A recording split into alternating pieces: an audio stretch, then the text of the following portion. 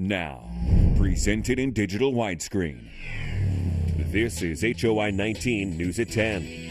Accurate, balanced, to the point.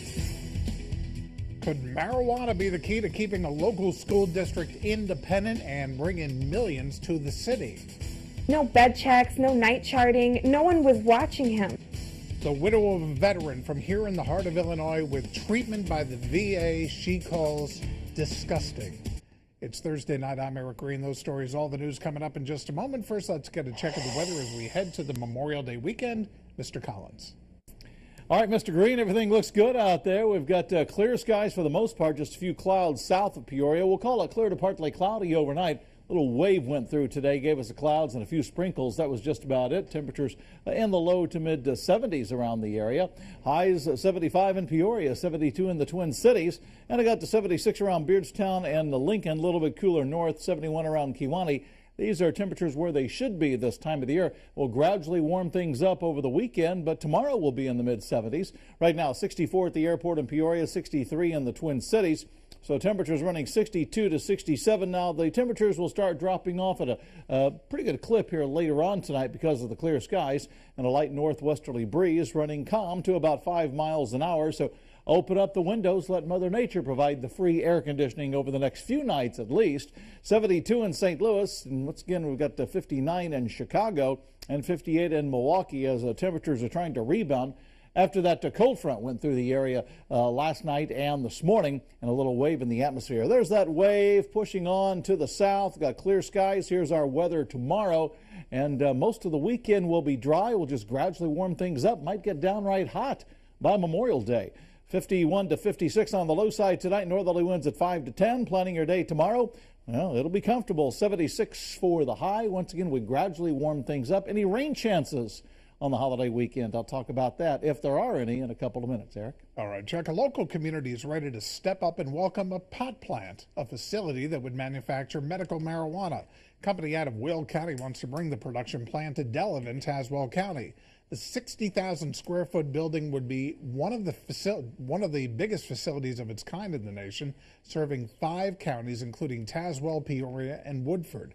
It would be located on the southeast corner of Springfield and Route 122. Company execs say they're preparing to apply for a cultivation license in August and are already working with Delavan city leaders. However, not everyone is all that happy with this proposal. Here's HOI 19's Roseanne Aragon.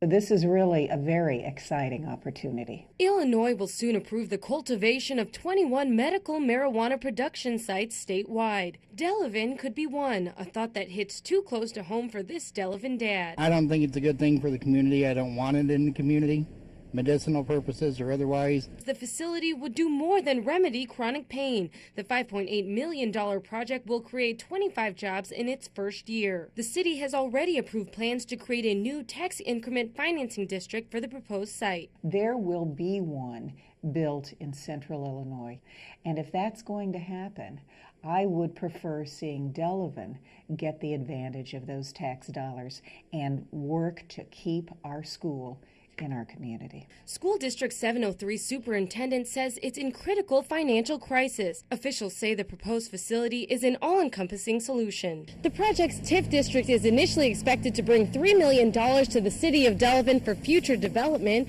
but that's not all. It's also expected to give $1 million to help keep the Delavan School District alive.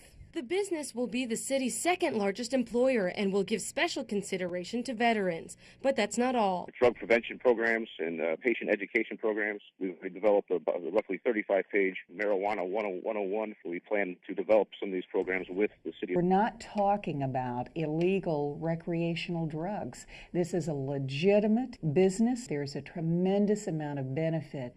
A potential project she hopes grows on the community. In Delavan, I'm Roseanne Aragon.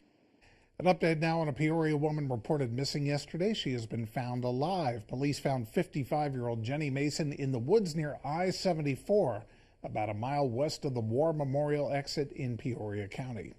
Peoria police may be turning to helicopters and cadaver dogs in the search of a missing woman. 57-year-old Terry Anderson has not been seen or heard from since Sunday night. Her cell phone was found near Route 8 and Kerner Road But after that, clues have dried up. Police say they followed up on some articles of clothing found today.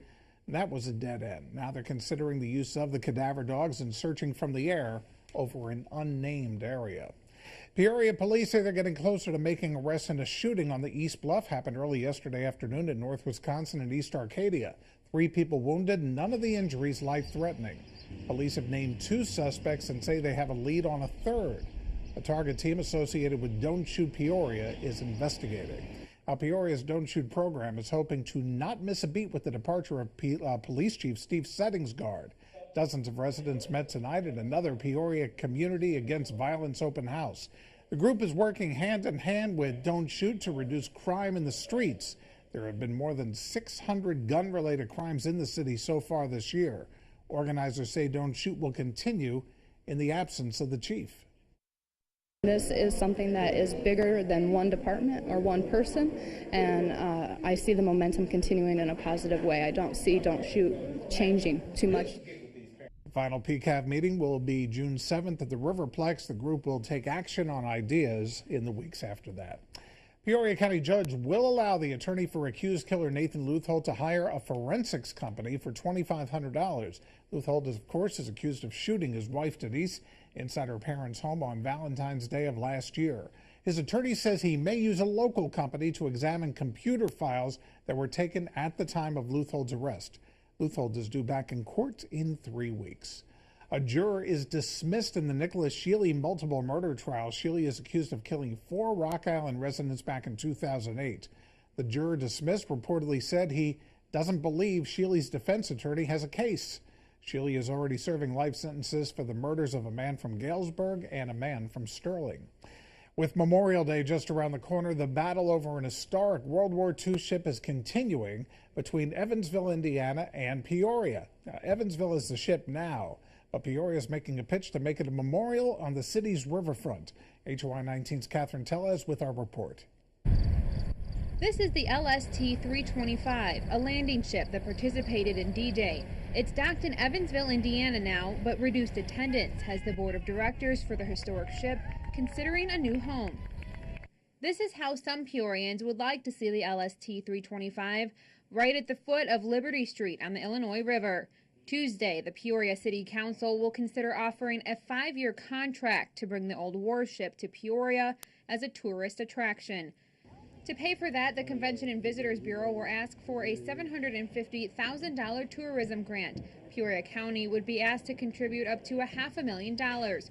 Well, welcome aboard LST-325, folks. I'm Chris. I'll be your tour guide. But Evansville isn't giving up, saying that attendance is up and that the boat could be moved downtown if land casinos are approved. The next step in the battle over an historic ship comes next Tuesday. I'm Catherine Tellez reporting. The head of the Veterans Administration, a tad defiant today when asked if he's planning to step down. A reporter asked Eric Shinseki if he had sent his resignation to President Obama. Shinseki replied, and we quote now, "You guys know me better than that." The question comes in the aftermath of a scandal regarding over-excessive and sometimes deadly waiting times faced by veterans seeking government health care. Here's House Speaker John Boehner. The reports that continue to come are appalling. And these are men and women who served our country, and we not just let them down, we've let them die. This is awful stuff, and somebody ought to be held accountable for it. The president met with Shinseki yesterday and says he needs time to take a close look at the matter.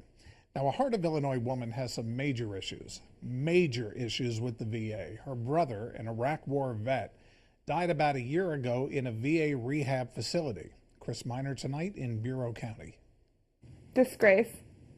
It's disgusting. Nick Cutter survived the war, but the 14 months on the front lines in Iraq haunted him for good. He came home, it was like he didn't even have a soul. Like he was devastated. It was like the war sucked the life out of him. Cutter, a native of Princeton, Illinois, was diagnosed with severe post-traumatic stress disorder. We were at a restaurant one time, and someone down the street had popped a tire. Simple mistake. He flipped the table, grabbed the kitchen knife off the table, and thought we were in combat. Drinking a lot and doing cocaine his escape, he wanted help, attending counseling sessions at a VA center in Florida, and waited a year to enter a VA drug rehab clinic. Last June, while in that rehab center, he died of a cocaine overdose. His sister says no one was watching. No one was checking on him. No one was taking his vitals. No one was doing breathalyzer tests. No bed checks, no night charting. No one was watching him. An undercover investigation and Inspector General's report was highly critical of the VA rehab center, finding broken security cameras, staff members who didn't check in on patients, and lax drug screening. He deserved so much better. Him when he was home on leave. To top it off, Cutter's family was told that he had died from aspiration, no mention of any overdose. Nick Cutter is buried in a small Bureau County cemetery. 11 months later, still no headstone. The VA hasn't approved it. Chris Miner reporting from Bureau County. A seat that could soon be open on the District 150 School Board may be filled by a familiar face, former Peoria County Regional Superintendent Jerry Brookhart. Dr. Brookhart was honored today in downtown Peoria. The Arts and Education Spring Celebration was renamed after him because of all the support he gave the program 25 years ago. Well, now Brookhart may come out of retirement saying he can give the 150 board what it may be missing. Just, I think, a little peace and harmony would be nice. And I think a little respect for both sides. It seems to me that someone with experience and kind of the personality that can mediate things and bring sides together, that's what I've done my whole life. Dr. Brookhart would take the place of Sue Wolstenholme, who was elected to the board but says she's not going to serve. It's all up to the school board members now. Still ahead tonight from HOI 19 News, music, fun, and police all flocking to an annual Heart of Illinois festival. And a man makes a life-saving catch that you're just going to have to see to believe. You're watching HOI 19 News. Accurate, balanced, to the point.